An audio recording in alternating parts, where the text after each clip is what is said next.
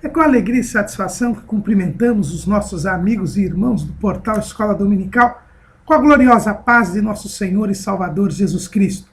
Estamos dando início a mais uma pré-aula, esta ferramenta que o portal Escola Dominical disponibiliza no início da semana, para que os irmãos possam melhor preparar a sua aula da Escola Bíblica Dominical. Leiam a revista das lições bíblicas, assistam a esta pré-aula, vejam os textos de apoio que nós disponibilizamos ao longo da semana no site do portal Escola Dominical, portalebd.org.br. Este canal no YouTube, irmãos, é apenas um desdobramento do sítio que nós temos na internet, deste site. Lá, inclusive, os irmãos encontrarão um texto que é a base da nossa ministração aqui. Assistam também a outras videoaulas e leiam outros textos de apoio que nós disponibilizamos nos links das redes sociais do portal Escola Dominical, no Twitter, no Facebook e no LinkedIn. Nós temos colocado de 40 a 50 textos de apoio, slides e 40 a 50 vídeos de várias faixas etárias, até de outras revistas da Escola Dominical, num serviço de garimpagem no site do portal Escola Dominical, tudo para que o irmão possa melhor preparar a sua aula da Escola Bíblica Dominical. Se tiverem alguma dúvida, postem aqui mesmo no canal do YouTube ou na sala dos professores, que é o lugar mais apropriado do site do portal Escola Dominical, que a equipe do portal Escola Dominical estará pronta a responder e elucidar as suas dúvidas. Ouçam os comentários em áudio, breves comentários em áudio, das leituras diárias, os textos sugeridos na revista das lições bíblicas. E no sábado à noite, às 19 horas, horário de Brasília, o irmão é convidado a acessar a transmissão ao vivo da aula do estudo preparatório dos professores e amigos da Escola Bíblica Dominical da Igreja Evangélica Assembleia de Deus, Ministério do Belém, na sede aqui em São Paulo, onde interativamente o irmão poderá elucidar as suas últimas dúvidas. Mas não se esqueça de comparecer na Escola Bíblica Dominical, na sua igreja. A Escola Bíblica Dominical é a igreja do Senhor, o povo do Senhor, reunido no dia do Senhor, para estudar a palavra do Senhor. Tudo isso é preparação da Escola Bíblica Dominical. No sábado à noite, se o irmão estiver em São Paulo, o irmão é convidado a estar conosco. A reunião é aberta a todos. Neste primeiro trimestre de 2017, estamos estudando o tema As Obras da Carne e o Fruto do Espírito. Como o crente pode vencer a verdadeira batalha espiritual travada diariamente. Com base em Gálatas capítulo 5, versículos 18 a 22, nós estamos estudando a respeito das obras da carne e do fruto do Espírito, esta luta interna que existe na vida de todo aquele que recebeu a Cristo Jesus como seu único e suficiente Salvador. O comentarista desse trimestre é o pastor Osiel Gomes da Silva, presidente das Assembleias de Deus no campo de Tirirical, em São Luís, no estado do Maranhão. E hoje estaremos estudando a lição de número 8, que tem como título A Bondade que Confere Vida. E prosseguindo o estudo das 9 qualidades do fruto do Espírito, hoje estaremos encerrando o segundo grupo de qualidades. Nós vimos que as 9 qualidades do fruto do Espírito podem ser divididas em 3 grupos de 3. Um grupo de qualidades referentes ao nosso relacionamento com Deus, amor, gozo e paz, sendo que o amor será estudado ao final, porque no amor, na verdade, muitos entendem que as qualidades do fruto do Espírito são desdobramentos do amor, e o nosso comentarista resolveu estudar o amor ao final. Então nós já estudamos o gozo, que é a alegria e a paz, e o segundo grupo de 3 qualidades dizem respeito ao nosso relacionamento com o próximo. E aí nós temos a longanimidade ou paciência, a benignidade e a bondade. Nós estudamos na lição de número 6 sobre a longanimidade. Na lição de número 7, que foi a lição passada, estudamos sobre a benignidade. E hoje estaremos estudando a bondade, completando assim o grupo de 3 qualidades referentes ao relacionamento com o próximo. E ainda há um outro grupo de 3 qualidades, a mansidão, a fé e a temperança, que dizem respeito ao relacionamento conosco mesmos, dentro do grande mandamento, o novo mandamento, o mandamento de Cristo. Amai-vos uns aos outros como eu vos amei. Então, amai-vos, amar a si próprio, uns aos outros, amor ao próximo, como eu vos amei. Cristo, Deus, nos amou e nós devemos amar também a Cristo. Então, é o relacionamento com Deus. É o novo mandamento, que sintetiza os 2 grandes mandamentos da lei, que o próprio Jesus disse que era amar a Deus e amar ao próximo como a si mesmo. Então, essas são as 9 qualidades do Espírito. E hoje estaremos estudando a bondade. E o nosso comentarista diz, a bondade que confere vida. Então, nós já vemos que a bondade tem por objetivo gerar vida. Exatamente o contrário da maldade, que deseja a morte. Nós já vimos na aula passada que a malignidade, ela gera o ódio no coração. A malignidade começa com o ódio no coração. E o ódio no coração, diz Jesus, já é o homicídio. O derramamento do sangue é apenas o estágio final de algo que começa no coração, que é o ódio. Quem odeia, mata, derrama sangue. E muitas vezes não derrama o sangue por falta de ocasião, por falta de oportunidade. O primeiro homicida entre os homens, que foi Caim, quando ele teve a oportunidade, ele levou o seu irmão a um lugar ermo e lá derramou o seu sangue. Mas porque ele era maligno, diz a Bíblia. Então a malignidade leva à maldade. E a maldade encontra o seu suprassumo no derramamento do sangue, no homicídio, na retirada do homem. É isso que quer dizer o homicídio.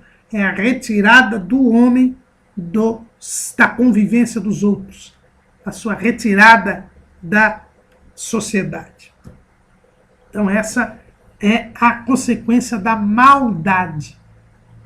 Por isso que Jesus disse que o ladrão não vem senão a roubar, matar e destruir. O trabalho do diabo é matar.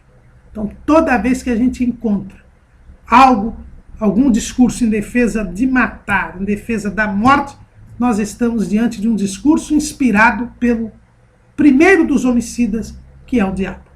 Então, a bondade não, ela confere vida. E Jesus diz, eu vim para que tenham vida e vida com abundância. Essa é a distinção entre quem é filho do diabo e quem é filho de Deus. O filho de Deus vem trazendo vida, a vida que é Cristo. O filho de Deus, ele leva vida às pessoas. A bondade, diz o dicionário, é a qualidade de quem tem alma nobre e generosa.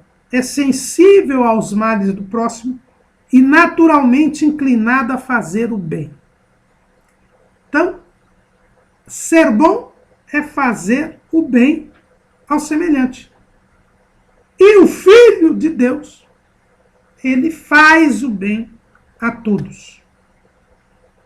Então, nós não tenhamos dúvida. Bom é aquele que faz o bem. Bondade é fazer o bem. Fazer o bem ao próximo. E quando se fala em bom e em bondade, a Bíblia Sagrada fala de Deus. E isso é interessante, irmãos, que tanto o pensamento bíblico quanto a própria ideia da cultura ocidental. Normalmente, nós sempre encontramos alguma discrepância entre a cultura oriental e a cultura ocidental, entre o pensamento hebraico e o pensamento grego, que é a base do pensamento ocidental, que é o nosso pensamento. Mas aqui, com relação à bondade, há uma sintonia interessante. Quando nós vamos à filosofia grega, nós vamos ver que o bem, a verdade e a beleza, elas se coadunam, se combinam e estão sempre associadas à imagem divina. O bem, o verdadeiro e o belo. O bom, o verdadeiro e o belo. Quando nós vamos a Platão, e através de Platão sabemos do pensamento de Sócrates, quando nós vamos a Aristóteles, os grandes filósofos gregos, nós vamos ver que o bem, a verdade e a beleza estão associados a Deus, ao divino. E não é diferente na Bíblia Sagrada. O bom é Deus. Jesus deixou isso bem claro no seu diálogo com o chamado mancebo de qualidade, com aquele jovem rico.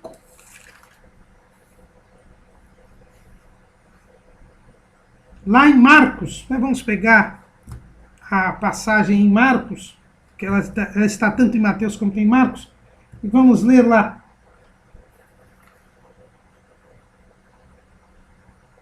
Em Mateus, Marcos e em Lucas também, né? Mas vamos pegar a passagem de Marcos. Marcos capítulo 10, versículo 17. E pondo-se a caminho, correu para ele um homem, o qual se ajoelhou diante dele e lhe perguntou: Bom mestre, que farei para herdar a vida eterna? E Jesus lhe disse: Por que me chamas bom? Ninguém há bom, senão um, que é Deus. Só Deus é bom. Jesus foi bem claro. Aquele moço chegou e quem olha assim de início parece que Jesus foi rude, mal educado, né? Aquele jovem chamou Jesus de bom mestre. Reconheceu que ele era mestre, que ele ensinava a palavra de Deus, que era conhecedor das coisas de Deus. E aquele moço chega e diz ainda a Jesus: que farei para herdar a vida eterna? Era alguém que tinha desejo de ter a vida eterna, de ter comunhão com Deus. E Jesus parece que desprezando o cuidado daquele moço para com as coisas espirituais, o desejo da salvação daquele moço, o respeito que aquele moço dava a ele quando diz bom mestre, Jesus diz: por que me chamas bom? Ninguém é bom senão um, que é Deus. Então nós vemos aqui, de imediato, algo que nos surpreende. Mas Jesus, que conhece as intenções do coração, sabia que aquele jovem queria se justificar atrás da sua religiosidade. Chamava Jesus de bom para ser chamado de bom. E Jesus então fala que em termos de bondade, só existe um que é bom, que é Deus. Deus é bom. A bondade é algo próprio da natureza divina. E por isso nós não somos bons. E quando Paulo diz que o fruto do Espírito é a bondade, de imediato nós percebemos que esta bondade tem de vir de Deus. E nós nos lembramos mais uma vez de Pedro, que diz que nós passamos a ser participantes da natureza divina. A bondade é algo divino que é comunicado àqueles que creem em Jesus Cristo como seu único e suficiente Salvador. Por isso nós não somos bons. Nunca nos achemos bons. Nunca pensemos que somos bons, porque só há um que é bom, que é Deus. Jesus é bom, enquanto Deus. Enquanto o homem, ele nunca pecou. É o último Adão, feito reto, e portanto também ele é bom. Mas nós, que somos da natureza adâmica, não somos bons. Nós somos maus. Jesus deixou isso bem claro lá no Sermão do Monte. Mateus capítulo 7, versículo 11. Se vós, pois, sendo maus, sabeis dar boas coisas aos vossos filhos, quanto mais vosso Pai que está nos céus dará bens aos que lhes pedirem, Deus é bom. Nós somos maus. Nunca nos esqueçamos disso. Isso faz parte da depravação do gênero humano. A chamada depravação total. Lembrando que esse total não é, como pensam os calvinistas, que impedem o homem de se arrepender dos seus pecados. Mas ele é mau. Inevitavelmente, o homem, ao chegar à consciência, ao adquirir a consciência, ele, por ser mau, rejeitará o bem e escolherá o mal. Foi o contrário do que fez Jesus. Lá em Isaías, capítulo 7, versículo 14, nós encontramos o que fez Jesus.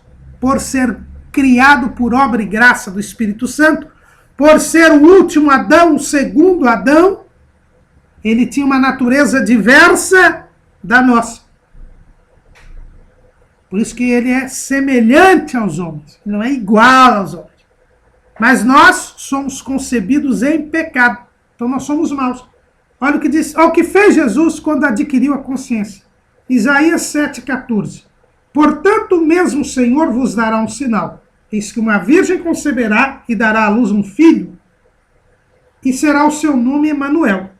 Manteiga e mel comerá, até que ele saiba rejeitar o mal e escolher o bem.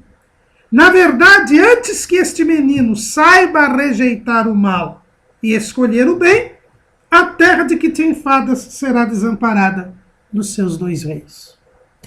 Então, o profeta Isaías deixa bem claro que Jesus, quando adquiriu a consciência, ele rejeitou o mal e escolheu o bem.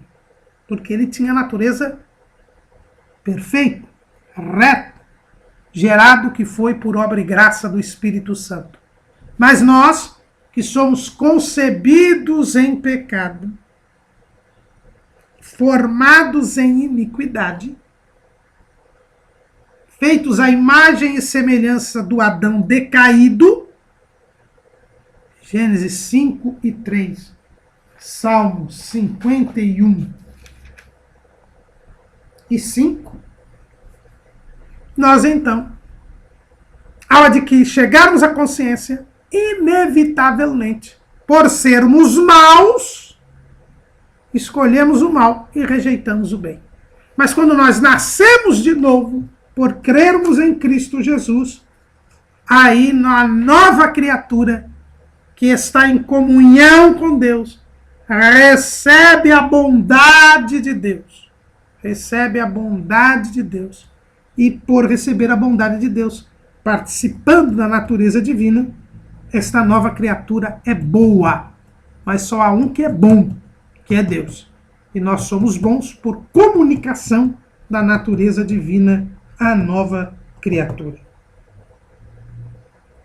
Deus é bom, e a prova de que Deus é bom é a criação dos céus e da terra. Quando Deus criou todas as coisas, ele comunicou a sua natureza à criação. E por isso a criação foi boa. Você vê isso em todo o relato da criação. Gênesis capítulo 1, versículo 4. E viu Deus que era boa a luz.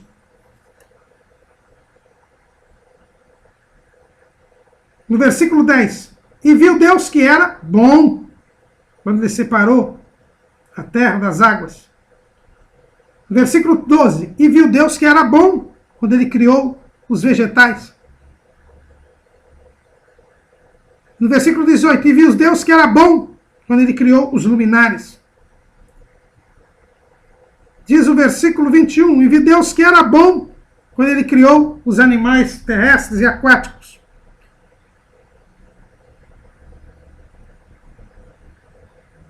no versículo 25, e viu Deus que era bom quando ele criou as bestas feras e os répteis. E no versículo 31, e viu Deus tudo quanto tinha feito, e eis que era muito bom. Por Deus ser bom, a criação recebeu a impressão, a digital do seu autor.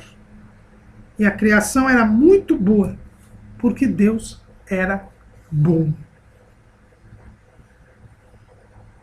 E quando Jesus encarnou, quando o Verbo se fez carne,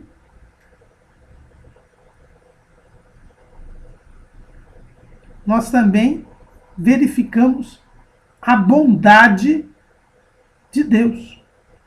Quando o Verbo se fez carne, nós vemos a bondade de Deus. Lá em Lucas, no capítulo 1,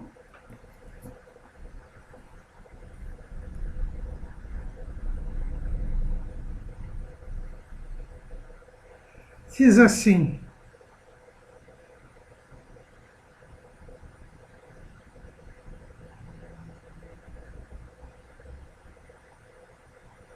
versículo 31, e eis que em teu... Lucas 1:31, e eis que em teu ventre conceberás e darás à luz um filho, e por-lhe-ás o nome de Jesus. Este será grande e será chamado Filho do Altíssimo, e o Senhor lhe dará o trono de Davi, seu pai. E reinará eternamente na casa de Jacó, e o seu reino não terá fim. E disse Maria ao anjo: como se fará visto que não conheço varão? E respondendo o anjo, disse-lhe: descerá sobre ti o Espírito Santo, e a virtude do Altíssimo te cobrirá com a sua sombra, pelo que também o santo que de ti há de nascer será chamado Filho de Deus. E quando Jesus nasce, os anjos dizem o seguinte, capítulo 2, versículo 10. E o anjo lhes disse: não temais, porque eis aqui vos trago novas de grande alegria, que será para todo o povo. Pois na cidade de Davi vos nasceu hoje o Salvador, que é Cristo o Senhor. E o Verbo se fez carne e habitou entre nós, de João, cheio de graça e de verdade. João 1:14. E o Verbo se fez carne e habitou entre nós, e vimos a sua glória, como a glória do unigênito do Pai, cheio de graça e de verdade. E o versículo 17, porque a lei foi dada por Moisés, a graça e a verdade vieram por Jesus Cristo. Então, Deus se fez carne. E ele trouxe o bem. Porque nós encontramos lá em Atos 10:38. Como Deus ungiu a Jesus de Nazaré com o Espírito Santo e com virtude, o qual andou fazendo bem e curando a todos os oprimidos do diabo, porque Deus era com ele. A encarnação de Jesus, ela em si já é a prova da bondade de Deus, porque Deus amou o mundo de tal maneira que deu o seu Filho unigênito, para que todo aquele que nele crê não pereça, mas tenha a vida eterna. O fato do Verbo se fazer carne já é uma prova da bondade de Deus. Aquele desejo de salvar se concretiza na encarnação do Verbo. Mas este Verbo, uma vez encarnado, ele andou fazendo o bem.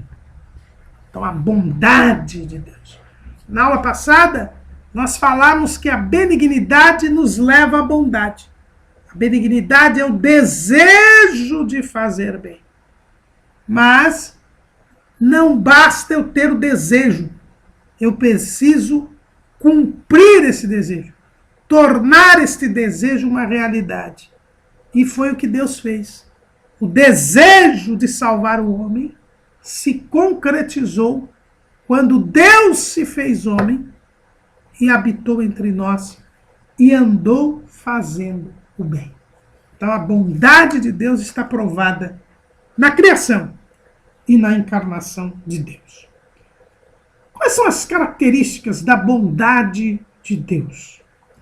A bondade de Deus, irmãos, ela é grande. Neemias, capítulo 9, versículo 25. Neemias, capítulo 9, versículo 25, diz o texto: E tomaram cidades fortes e terra gorda, e possuíram casas cheias de toda fartura, cisternas cavadas, vinhas e olivais, e árvores de mantimento em abundância, e comeram e se fartaram e engordaram, e viveram em delícias pela tua grande bondade. Neemias aqui está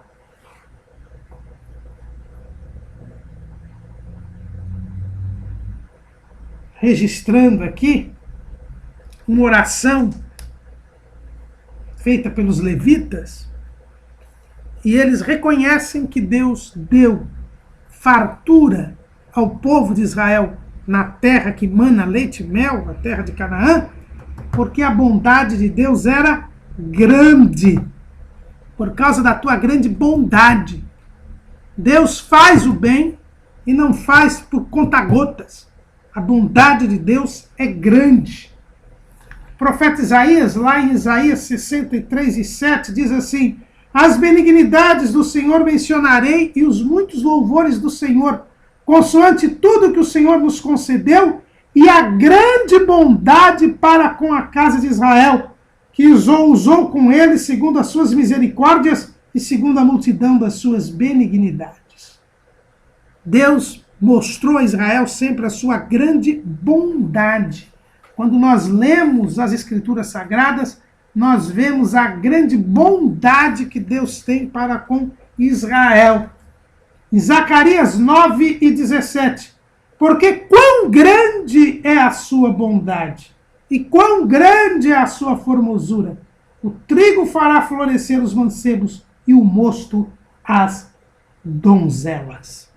Isaías, profetizando a respeito do castigo de muitos povos, fala da salvação final de Israel, e diz assim: porque quão grande é a sua bondade. A bondade de Deus, além de ser grande, irmãos, ela é eterna. Lá no Salmo 100, no versículo 5, nós encontramos: porque o Senhor é bom e eterna a sua misericórdia, e a sua verdade estende-se de geração a geração. E nós lembramos aquele belíssimo hino de coral do Salmo 100. O Senhor é bom e a sua bondade dura para sempre, e a sua verdade dura para sempre. Sua verdade, de geração em geração. A bondade de Deus é eterna e está vinculada à verdade. Assim como a benignidade está vinculada à verdade, a bondade está vinculada à verdade. O Senhor é bom e eterna é a sua misericórdia. E aqui, de pronto, nós devemos ver que a misericórdia nada mais é do que o ato de fazer o bem. A palavra misericórdia vem de miseris, que quer dizer miséria, e córdias, que quer dizer coração. É um coração que reconhece a miséria do outro e por isso faz o bem. Que é a misericórdia de Deus? É o ato de fazer o bem. A misericórdia é dar a alguém, é não dar a alguém o que ela merece. Porque eu sinto a situação miserável que está o outro. E por isso, ao invés de puni-lo pela sua situação, eu faço bem a ela. É isso que é a misericórdia de Deus.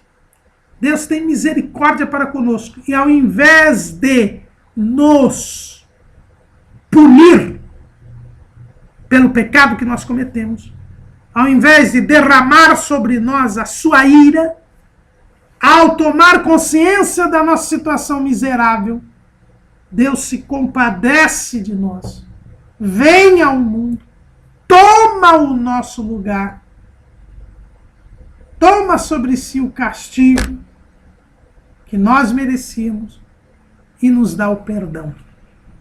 Essa é a bondade de Deus, a misericórdia. Nós não somos bons, mas vem esta bondade de Deus para nós. Esta bondade grande, esta bondade eterna, que nos faz ver a situação miserável do nosso próximo, que era igual à nossa situação miserável. E por causa disso, nós não derramamos a ira sobre o nosso próximo. Por causa disso, nós não nos sentimos superiores ao nosso próximo. Mas nós, tendo compaixão desse próximo, fazemos o bem para ele. Isto é ser bom. Isto é ter bondade. A bondade de Deus, ela é responsável pela nossa manutenção, pela nossa existência. Assim como a benignidade, a bondade, que é a ação efetiva, impede que nós sejamos destruídos por Deus. Lamentações 3:22, versículo muito conhecido, e que normalmente é colocado nas Bíblias, das praças da Bíblia, que existem em quase todas as cidades do país. Sempre tem uma praça da Bíblia, onde se comemora o dia da Bíblia, e se tem uma Bíblia, e normalmente se coloca nessa Bíblia lá, dessa praça da Bíblia, se coloca esse versículo: as misericórdias do Senhor são a causa de não sermos consumidos, porque as suas misericórdias não têm fim. Quando falamos em bondade, falamos na misericórdia. Deus é bom, e porque Ele é bom, Ele faz o bem, e porque Ele faz o bem, Ele não nos trata segundo os nossos pecados, Ele é misericordioso. E as misericórdias do Senhor são a causa de nós não sermos consumidos. Por que que nós acordamos todo dia? Por que que nós podemos orar a Deus pedindo perdão pelos pecados que cometemos? Porque não há homem que não peque. Embora já tenhamos visto este trimestre que o crente não vive pecando, peca por acidente. Mas por que o Senhor não nos fulmina assim que pecamos? Porque Ele é bom. Porque as suas misericórdias são a causa de não sermos consumidos. O homem bom não mata, não destrói o outro, não castiga o outro, não quer a morte espiritual do outro. O homem bom, o verdadeiro filho de Deus, não consome e não destrói o próximo, mas ele faz o bem para o próximo. Castiga, mas não para matar, mas para curar, para obter o arrependimento, para gerar a tristeza segundo Deus. Esse é um homem bom, porque a bondade confere vida, diz o título da nossa lição, e não traz a morte. E aqui, desde já, devemos observar que a bondade nos leva ao arrependimento dos pecados. Salmo 25, versículo 8. Bom e reto é o Senhor, pelo que ensinará o caminho aos pecadores. A bondade nos leva a ensinar o caminho aos pecadores.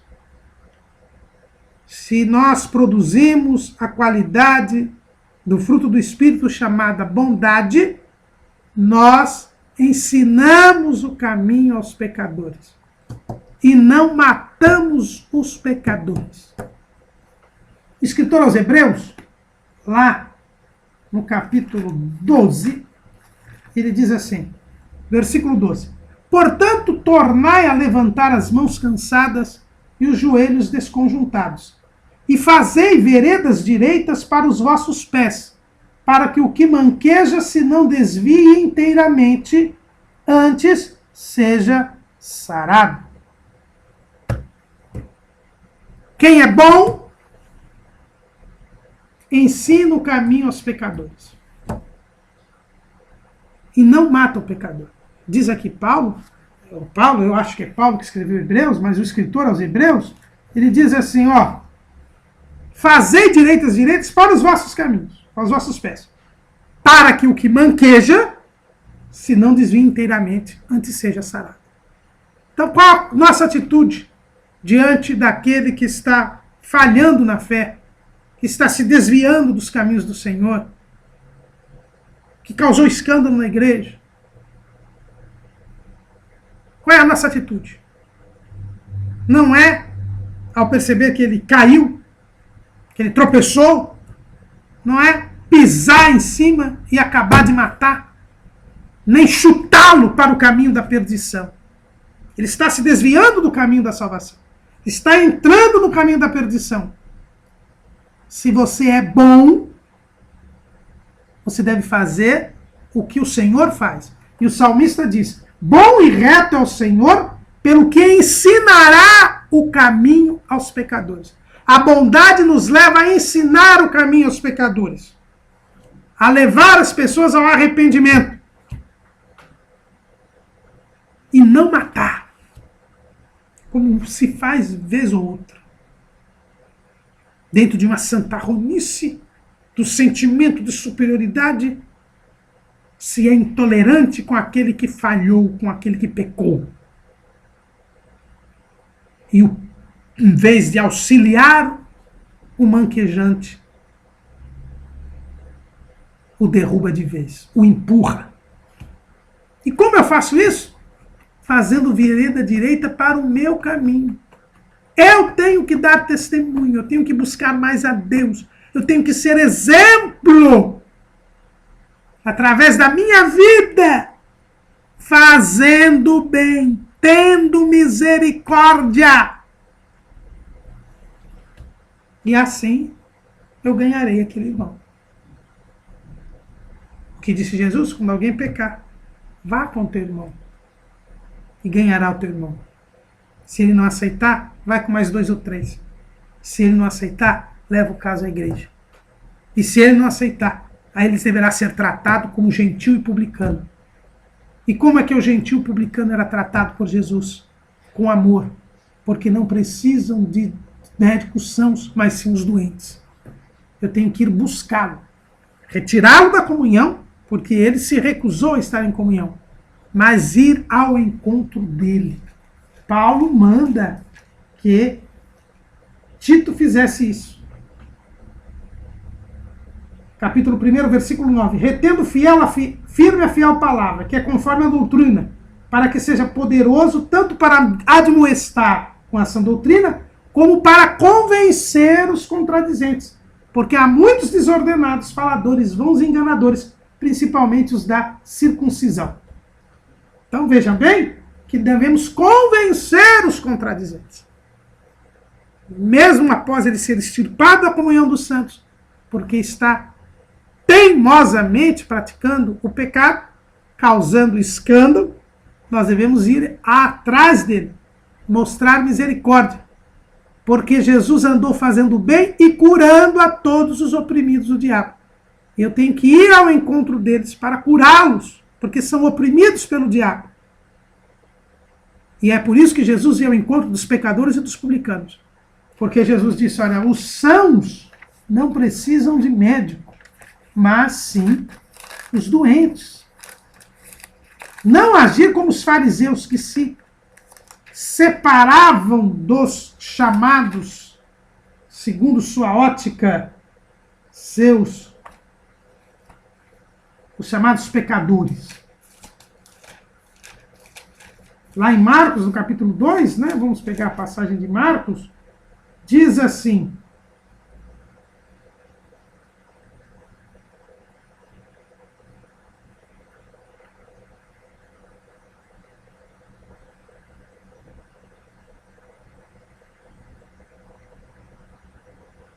É Marcos 2.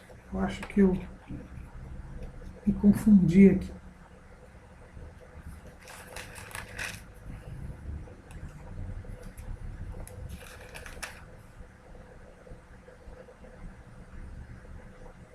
Vamos lá em Mateus, capítulo 9.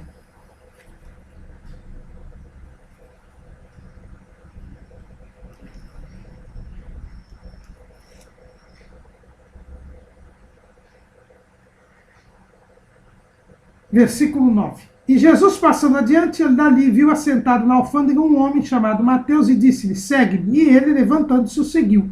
E aconteceu que, estando ele em casa sentado à mesa, chegaram muitos publicanos e pecadores e sentaram-se juntamente com Jesus e seus discípulos. E os fariseus, vendo isto, disseram aos seus discípulos, por que come o vosso mestre com os publicanos e pecadores? Jesus, porém, ouvindo, disse-lhes, não necessitam de médicos sãos, mas sim os doentes. Ide, porém, e aprendei o que significa misericórdia quero, e não sacrifício, porque eu não venho chamar os justos, mas os pecadores ao arrependimento. Então, os irmãos percebam que Jesus fala, misericórdia quero, né, repetindo as palavras ali de Oséias, né, e não sacrifício. O mais importante é a misericórdia, a bondade. E por isso nós temos que ir ao encontro dos pecadores. Para curá-los da opressão do diabo. Para libertá-los na pessoa de Jesus Cristo. Não é para pecar com eles. Isso é a bondade. O sectarismo é contrário à bondade. O sectarismo é um sentimento de superioridade que quer o mal das pessoas, que não se importa com a morte das pessoas. E aí nós lembramos da parábola do bom samaritano. É o levita e o sacerdote, vendo aquele homem meio morto, que descia de Jerusalém para Jericó, passaram de largo. Mas o samaritano parou, acudiu, socorreu, impediu a morte, levou a estalagem e ainda se comprometeu com todas as despesas. E Jesus pergunta àquele doutor da lei, quem destes foi o próximo? O samaritano. E nós devemos agir como o samaritano. Se é que somos salvos. Porque a bondade ensina o caminho aos pecadores. Mas a bondade também de Deus é responsável pelo perdão dos pecados. Assim como a benignidade é responsável pelo perdão dos pecados, também a bondade. Nós somos perdoados porque Deus é bom. Olha o Salmo 51, versículo 1, famoso Salmo da confissão de Davi. Tem misericórdia de mim, ó Deus, segundo a tua benignidade. Apaga as minhas transgressões, segundo a multidão das tuas misericórdias.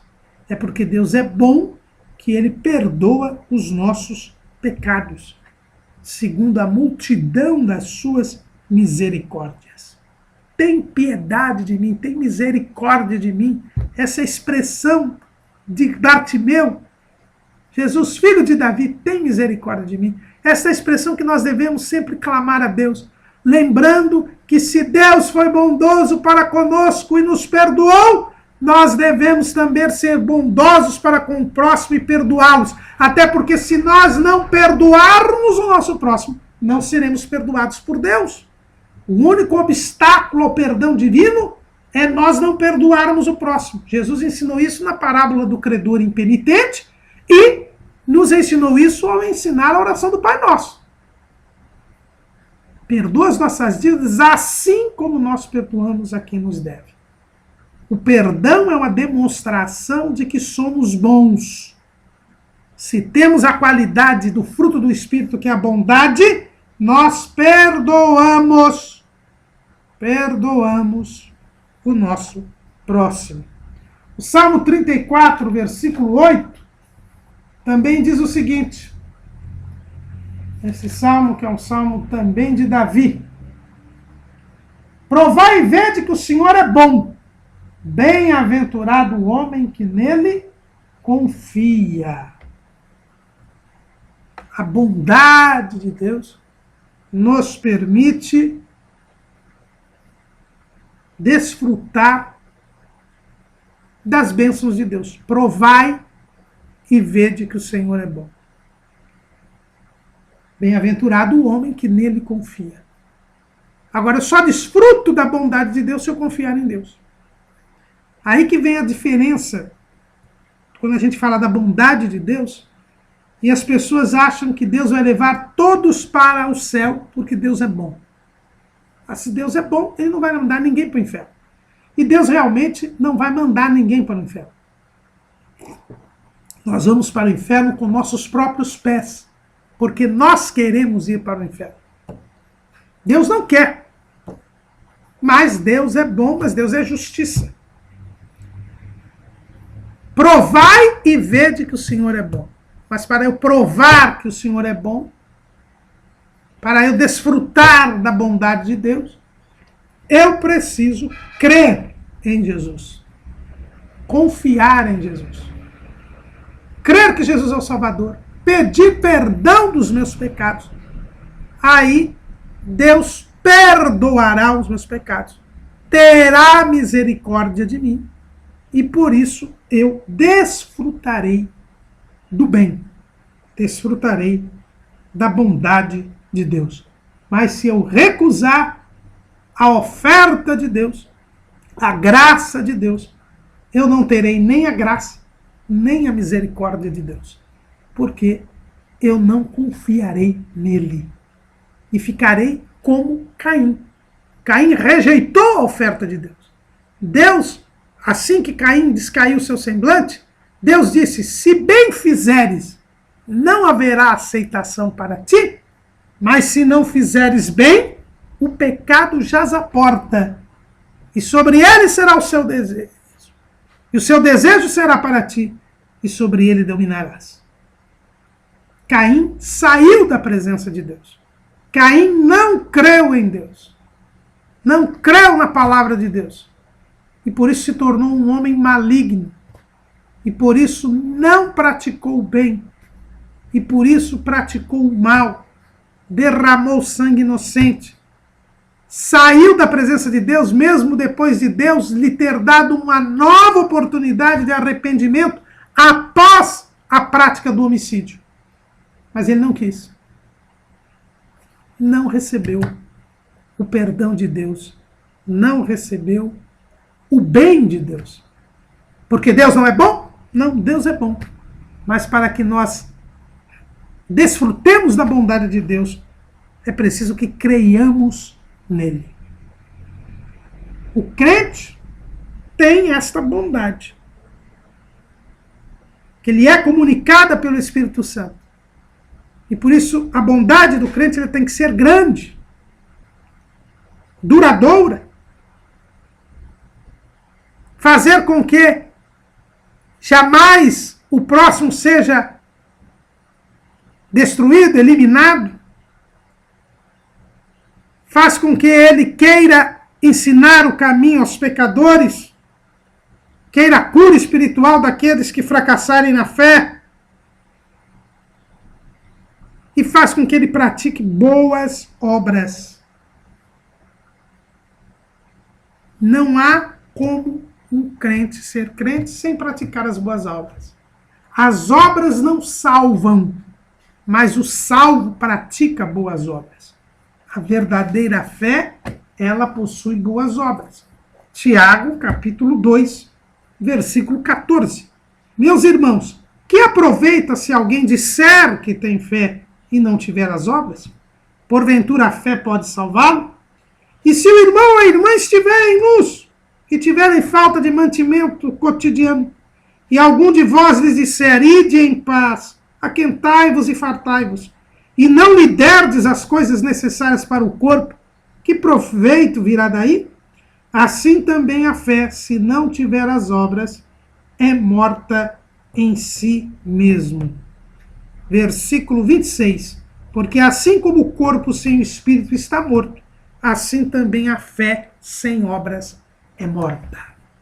A bondade é a exteriorização da salvação.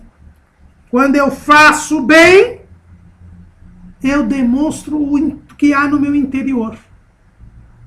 E é interessante nós vermos que o amor de Deus é derramado em nosso coração. Ninguém viu. A alegria da salvação é algo interno também. A paz com Deus é a integração com Deus, é algo interno. A longanimidade é algo que surge da tribulação que a pessoa sofre. Aparece, é um suportar do sofrimento, é algo interno. A benignidade é o querer bem, a boa intenção é algo interno. Mas a bondade já é algo externo, é algo que se exterioriza. Pedro pôde dizer na casa de Cornélio, como Deus ungiu a Jesus de Nazaré com o Espírito Santo e com virtude. Isso tudo é algo imperceptível aos olhos humanos.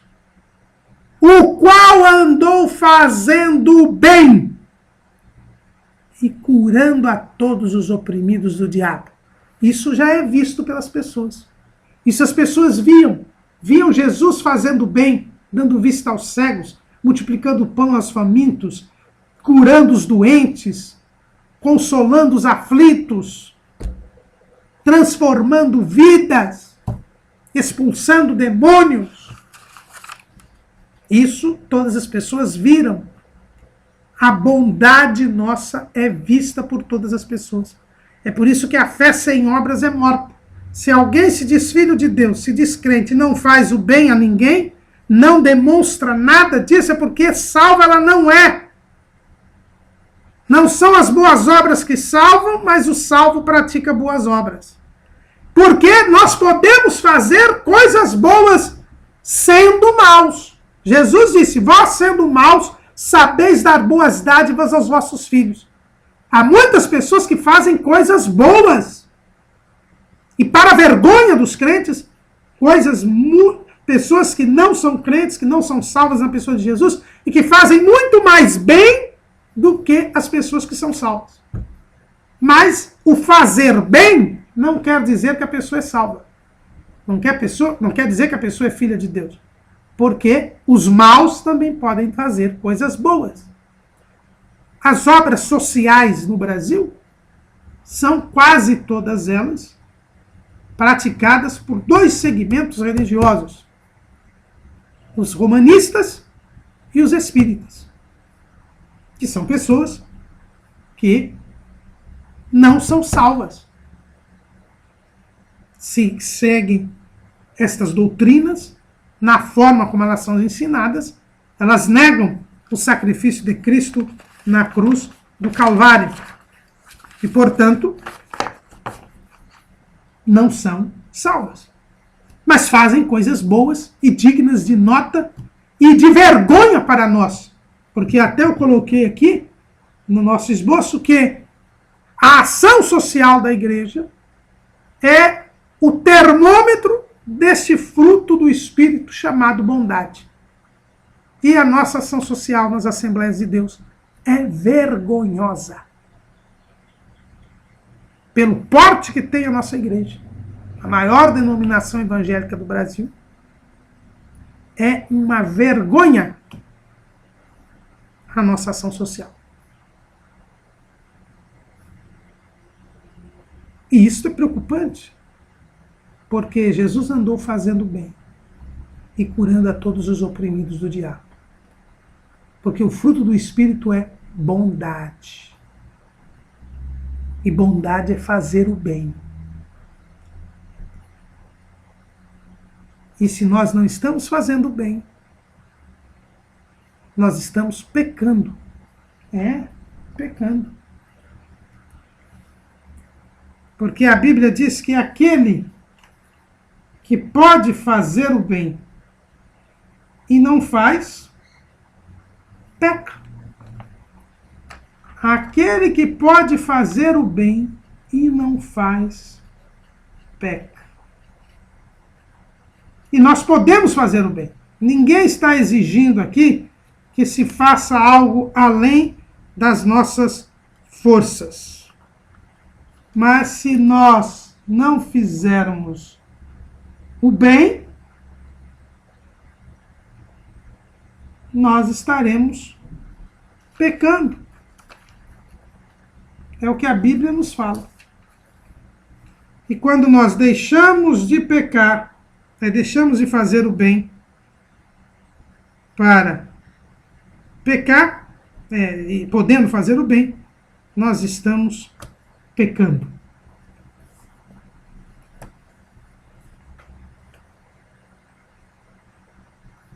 E para fazer o bem, nós temos que ter fé. Para ganharmos a bondade de Deus, nós temos que ter fé. Mas para fazer o bem, nós temos que ter fé. E tomar a iniciativa. O Salmo 37, versículo 23, ele diz o seguinte: os passos de um homem bom são confirmados pelo Senhor, e ele deleita-se no seu caminho. O homem bom tem os seus passos confirmados por Deus. Mas ele tem que andar. Veja que interessante. Os passos de um homem bom são confirmados pelo Senhor. Então nós é que temos que tomar a iniciativa de fazer o bem. Nós somos impulsionados pelo Espírito Santo a fazer o bem. Queremos o bem, recebemos a bondade de Deus, mas nós é que temos que fazer o bem. E aí o Senhor confirma. Olha o que Jesus disse para os discípulos: dá-lhe voz de comer. Aí André trouxe aquele lanchinho daquele jovem. Jesus partiu e entregou um pedaço para cada discípulo. E os discípulos começaram a cortar e a entregar o pão para a multidão. Eles tomaram a iniciativa e o Senhor confirmou. Os passos de um homem bom são confirmados pelo Senhor. E estas boas obras são chamadas na teologia de obras de misericórdia.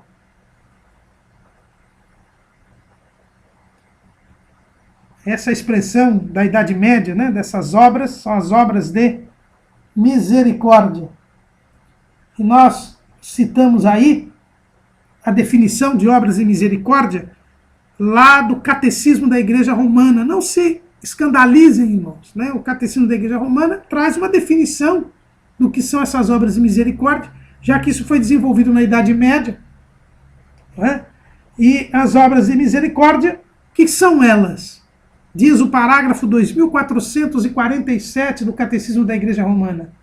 As obras de misericórdia são ações caritativas pelas quais socorremos o próximo em suas necessidades corporais e espirituais.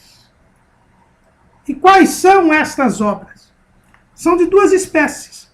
As obras espirituais: instruir, aconselhar, consolar e confortar. Então eu exerço a minha bondade não é só com coisas materiais, não. Quando eu instruo, ensino, oriento uma pessoa, quando eu aconselho uma pessoa, quando eu consolo uma pessoa, quando eu conforto uma pessoa, eu estou fazendo bem. Isso é uma obra de misericórdia espiritual. O salvo, ele tem que estar pronto para instruir, aconselhar, consolar e confortar as pessoas. Hoje, no dia a dia, no corre-corre, nós não ligamos para o outro. Nós vamos trabalhar e encontramos aquele nosso colega de trabalho abatido.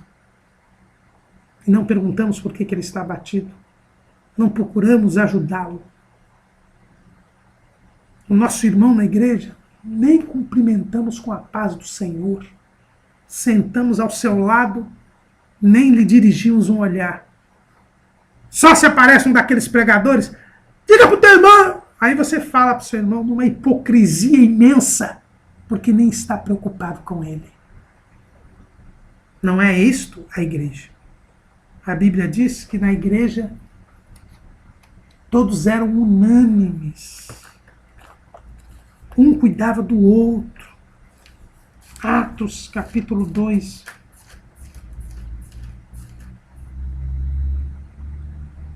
E todos os que criam estavam juntos e tinham tudo em comum. Versículo 44. Versículo 46. E perseverando unânimes todos os dias no templo e partindo o pão em casa, comiam juntos com alegria e singeleza de coração. Essa é a bondade.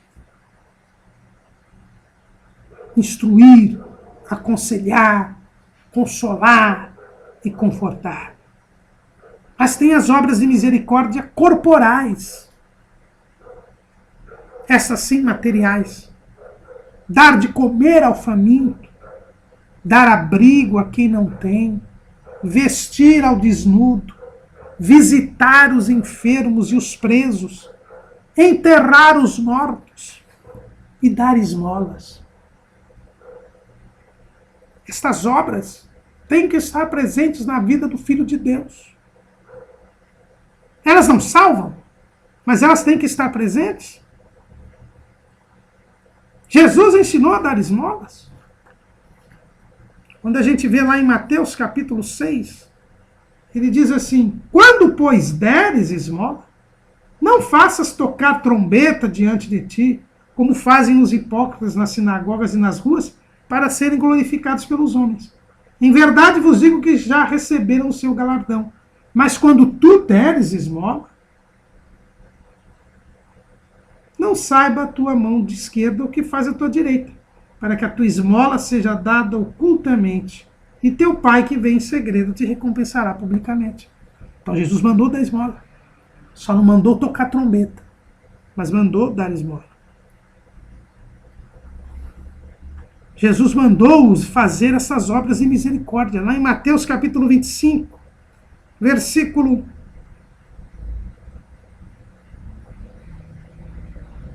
34. Então dirá o rei aos que estiverem à sua direita: vinde benditos do meu rei, possuí por herança o reino que vos está preparado desde a fundação do mundo. Porque tive fome e destes-me de comer. Tive sede e destes-me de beber. Era estrangeiro e hospedastes-me. Estavas nu e vestistes-me. Adoeci e visitastes-me. Estive na prisão e fostes ver-me. Então os justos lhes responderão, dizendo: Senhor, quando te vimos com fome, te demos de comer, ou com sede, te demos de beber? E quando te vimos estrangeiro, te hospedamos, ou nu e te vestimos? E quando te vimos enfermo ou na prisão e fomos ver-te? E respondendo o rei lhes dirá: em verdade vos digo que quando fizestes a um destes meus pequeninos irmãos, a mim o fizestes. Devemos dar de vestir ao desnudo, visitar os enfermos, visitar os presos, dar abrigo àqueles que não têm abrigo. Isso nós temos de fazer. É verdade, a maldade no mundo está muito grande hoje. Vemos notícias de pessoas que vão ajudar moradores de rua e são mortos por esses moradores de rua, são roubados por esses moradores de rua. Então, por causa disso, nós não vamos fazer, não. Vamos pedir a direção do Espírito Santo. Vamos pedir a orientação divina e fazer o bem. Jesus andou fazendo o bem e curando a todos os oprimidos do diabo. Temos de fazer estas ações. Porque a fé sem obras é morta. E aquele que pode fazer o bem e não faz, ele peca. Aquele que pode fazer o bem e não faz, peca. E nós podemos fazer o bem por quê? Porque nós somos bons? Não. Em primeiro lugar, até os maus podem fazer o bem. Jesus disse que até os maus podem fazer coisas boas. Então já começa daí. Mas olha o que diz Tiago, 4,17. Aquele, pois, que sabe fazer o bem e o não faz, comete pecado. Você sabe fazer o bem por quê? Primeiro porque a tão mal sabe fazer o bem. Mas porque você agora tem a natureza divina. É participante da natureza divina. E o Espírito Santo nos guia em toda a verdade.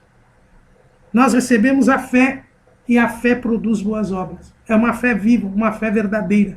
Então eu não tenho desculpa nenhuma para não fazer o bem. E se eu não faço, eu peco.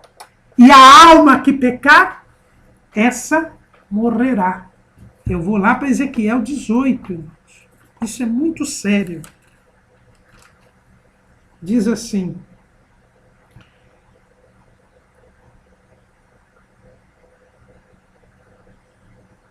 e se ele gerar um filho ladrão, 18:10 de Ezequiel, derramador de sangue, que fizer a seu irmão qualquer destas coisas, e não cumprir todos aqueles deveres, mas antes comer sobre os montes e contaminar a mulher de seu próximo, e oprimir ao aflito e necessitado, praticar roubos, não tornar o penhor ou levantar os seus olhos para com os ídolos, cometer abominação, e emprestar com usura, e receber demais, porventura viverá?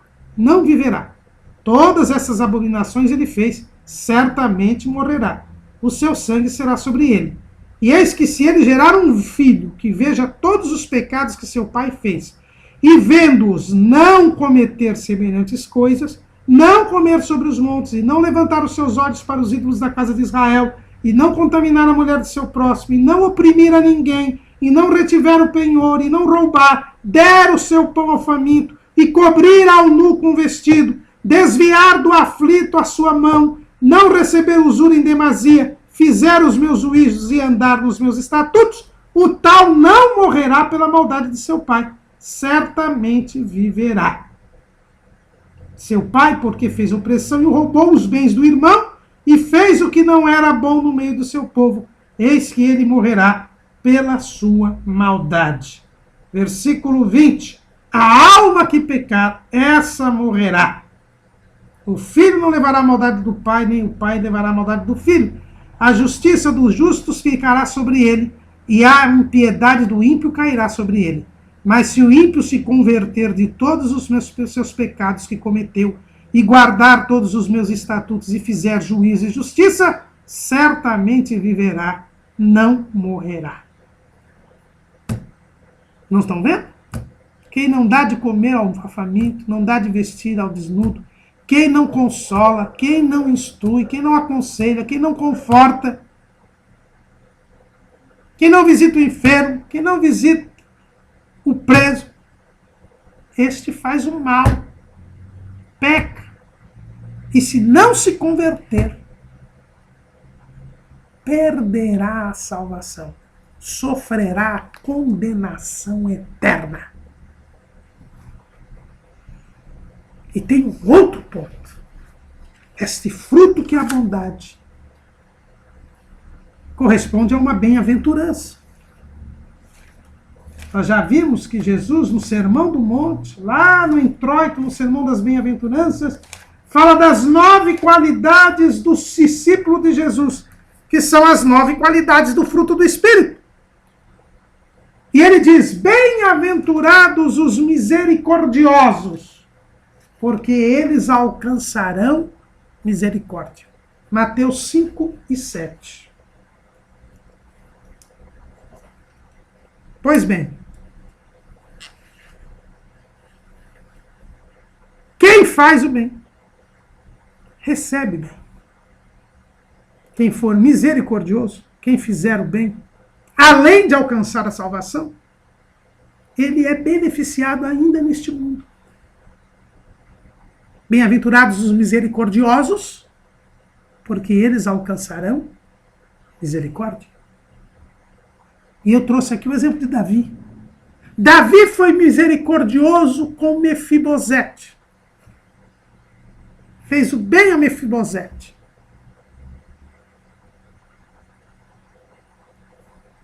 Barzilai fez bem a Davi. Quando Davi estava cansado, quebrado, pronto a ser destruído por Absalão, Barzilai, o velho Barzilai, vem e acolhe Davi, acolhe os seus soldados, dá mantimento, dá água, E eles se recuperam e, recuperados, conseguem batalhar contra Absalão e vencer a batalha.